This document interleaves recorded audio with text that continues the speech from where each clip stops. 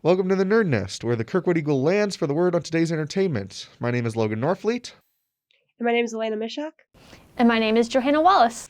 All right, let's fly right into today's topic, Star Wars. Coming up, Lucasfilm, D23 new project announcements, and the Gina Carano social media controversy. But first, I want to know, how long have you two been into Star Wars?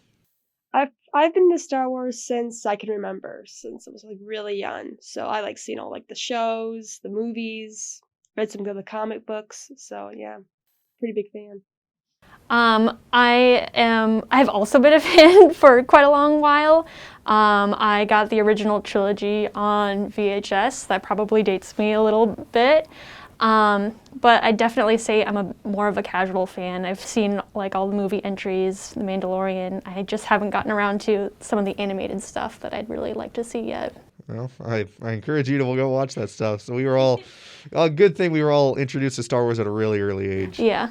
All right, so the D23 Expo just happened, and Lucasfilm had a bunch of announcements for upcoming Star Wars projects. First and foremost, obviously, The Mandalorian Season 3, which is scheduled to come out early 2022. What do you guys think about that?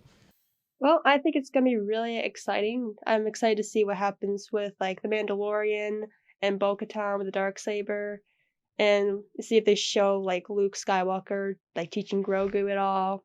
So it'd be quite interesting to see where Season 3 goes.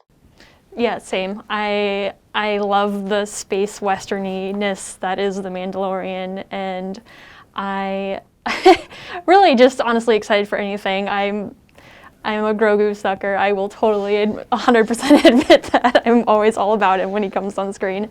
But yeah, seeing how Luke trains him and what Mando's involvement is going to be in that, if any at all. Really excited. I'm honestly interested to see if they even show any of that or if Grogu's just going to be gone. It'd be a shame, but... Yeah.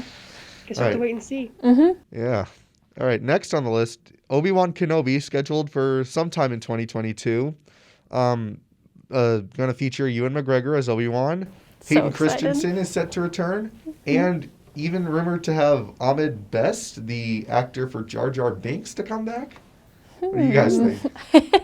Yeah, I think it's great. I mean, I would love to see Ewan McGregor as Obi-Wan and Hayden Christensen as Anakin again. I mean, I grew up watching the prequels, so I thought they were great before. So I'm excited to see them, how they act, to portray the roles now.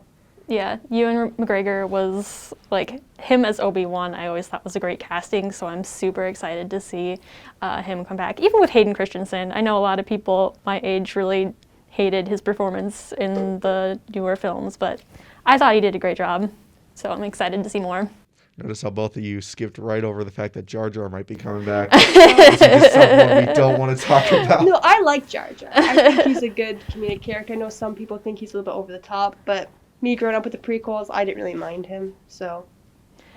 And, I thought the actor did a great job. It definitely was kind of a write-in for children, comedic relief, but, I mean, yeah, he was still fun. I think he gets a little too much hate. Yeah, I agree. I agree, yeah. All right, next on the list, Ahsoka. The Ahsoka series, where she will be portrayed by Rosario Dawson. I would honestly like to see Ashley Eckstein come back to voice over Rosario Dawson, because I think Rosario Dawson did a good job, but I prefer Ashley's voice. What do you guys think?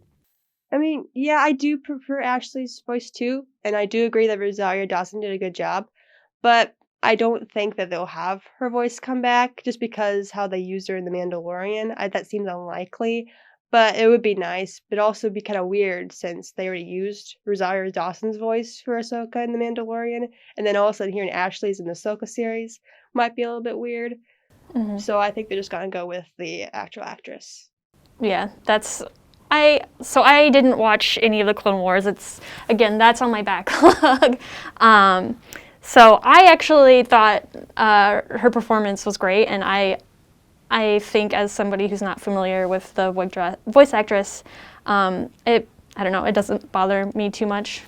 I just liked her character a lot and would love to see more. I'm excited to see more.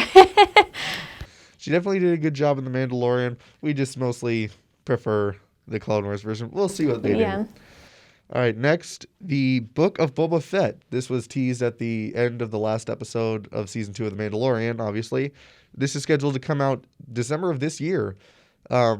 Based on what you saw at the end of The Mandalorian, what do you think is going to happen? Well, I think Finnick and Boba Fett will surely go on some adventures. Maybe they'll tie in somehow the Book of Boba with Mandalorian Season 3. Who knows? But it definitely seems like they will somehow. And they just probably just maybe like short stories of somehow with the Empire, maybe. Who knows? Yeah, short stories like that would be fun.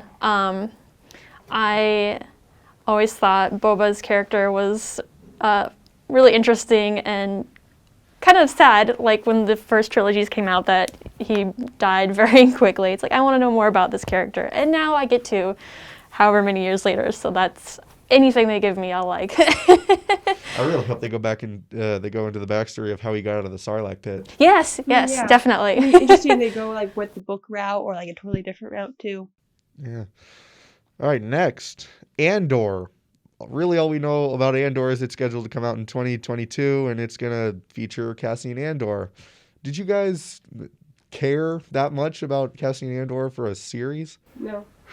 I guess I'm unfamiliar with who the character is off the top of my head, so it doesn't ring any bells for me, like as far as excitement, really.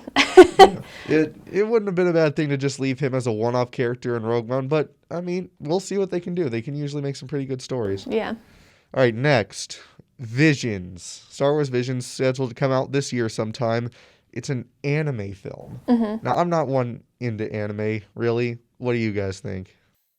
Yeah, I'm not really into anime either. I've just started watching actually a couple shows just because of for something to watch, but I don't know if it would suit Star Wars that well.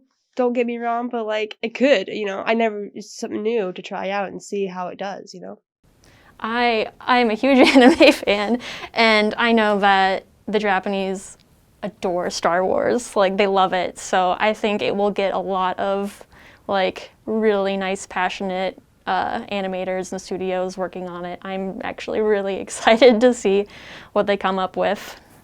Yeah, I'm not usually too into anime, but I think I'll give this one a try if it's going to be on Disney+. So, next, Lando. Not sure when this is going to come out. It's supposed to be a series.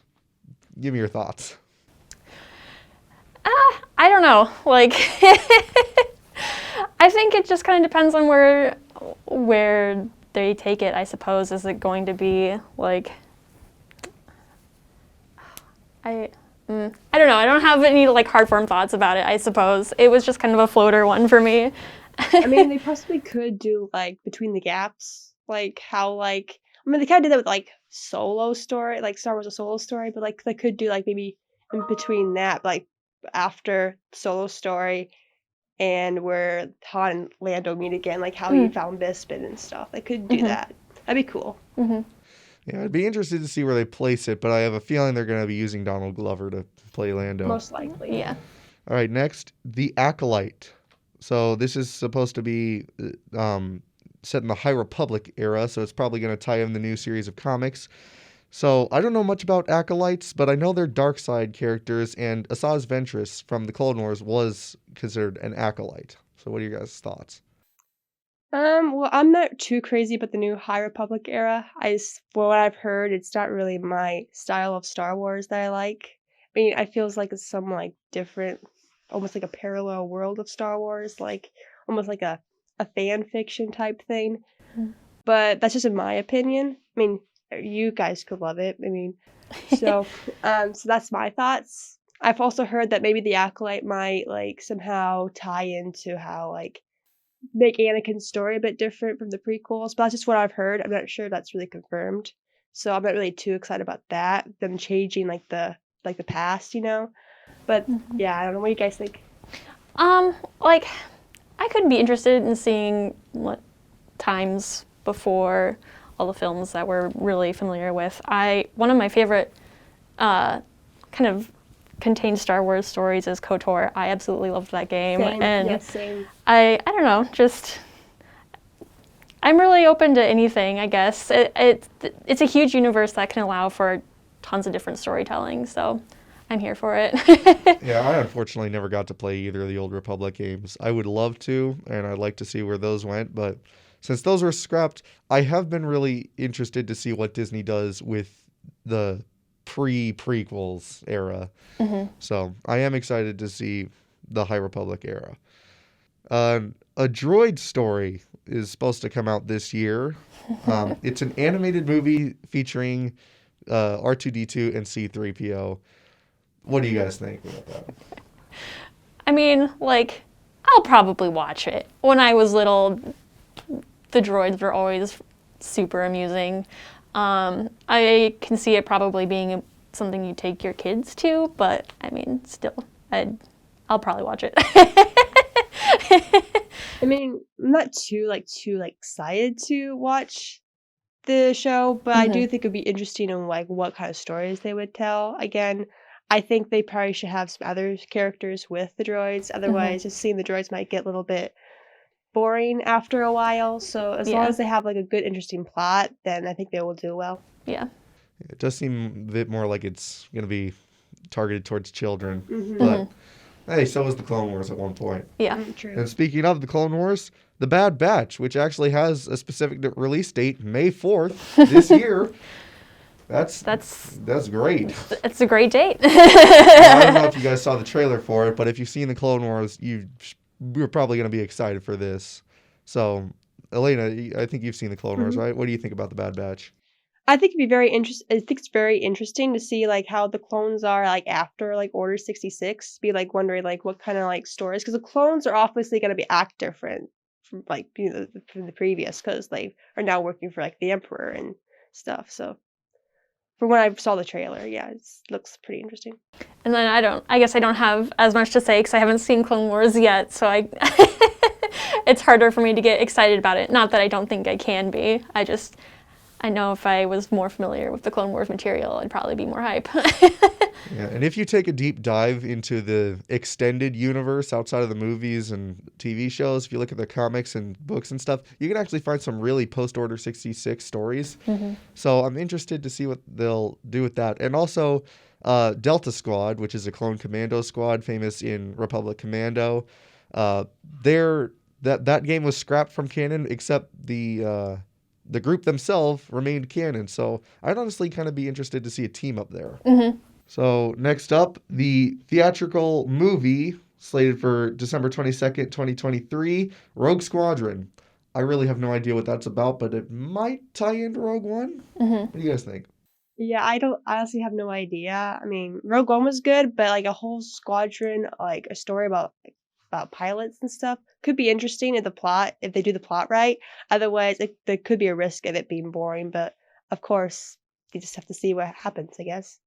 Yeah, I think if they trim the plot and don't try to do something like too grandiose, I think they kind of realize with the success of The Mandalorian that they can tell a better story over a series rather than in a 3-part film. So if they keep it rather contained, I can see it being successful. And if it's anything like the game Star Wars Squadrons, I think it'll do pretty well, because that game had a pretty good story. So lastly, the Rangers of the New Republic. We didn't really have any details on this except for a while ago, it was supposed to heavily feature Cara Dune. But that has changed because of the Gina Carano social media controversy. So what happened there is she posted a post on Instagram that was controversial among fans. So the hashtag Fire Gina Carano tag was trending, and eventually Disney Bethany and fired Gina Carano. Now what's happened since then is Hasbro has stopped producing Cara Dune toys. She has been taken into the Daily Wire to produce and star in her own movie. She recently did an interview with the Daily Wire where she told her side of the story and shed some light on behind the scenes of Lucasfilm. And conservative fans are not very happy because it seemed to them like an impediment of free speech. But beyond that, they've started attacking Henry Cavill on Twitter now because he used to date her. Absurd. 7 years ago. And finally, the Star Wars YouTube channel is kind of taking a beating. None of their videos have really been related to The Mandalorian, but they're all getting disliked to oblivion. What are your guys' thoughts on the whole situation? I'll let you go first this time. Well, I don't want to get very political here because this is about Star Wars, but our words aren't without consequences.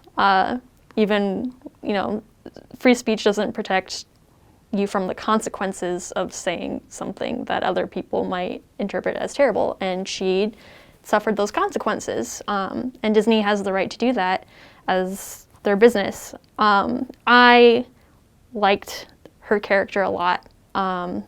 I love seeing strong women in media more often, especially in Star Wars, since I've loved it for so long. I would be totally content with her being recast. Because I don't want to see her character just die off screen. Unfortunately, there are rumors that they are not intending to recast Cara Dune. So what do you think? I think that Disney and Lucasfilm have an agenda from what I've heard about what their employees have done to fans. And I think they fired her because she was not following their agenda. And we do have free speech, and I do believe people should speak what they want, but you have to make sure if you're if you're hired in a studio, you either make sure that you're in that studio that is with your agendas, or not be afraid to speak out. I think she's shown that people can speak whatever they want. I mean, make sure it's not bad or anything, but I think she did what she wanted to do, and that's what she's trying to show. And and I also think Disney doesn't really yeah. Yeah, these are really the two sides that you hear when it comes to Gina Carano's firing. Personally, I think it was unjust, but mostly under the basis of you should just leave politics out of entertainment as a whole. Definitely, I agree. Well, that's about going to wrap up today's episode. Lucasfilm has certainly given the fans a lot to think about lately. So thanks for stopping by the Nerd Nest. If you have a theory about what's going to happen on the upcoming shows, or if you have your own opinion on Gina Carano, let us know in the comments. Be sure to subscribe to KSP first, and we'll see you in the next one.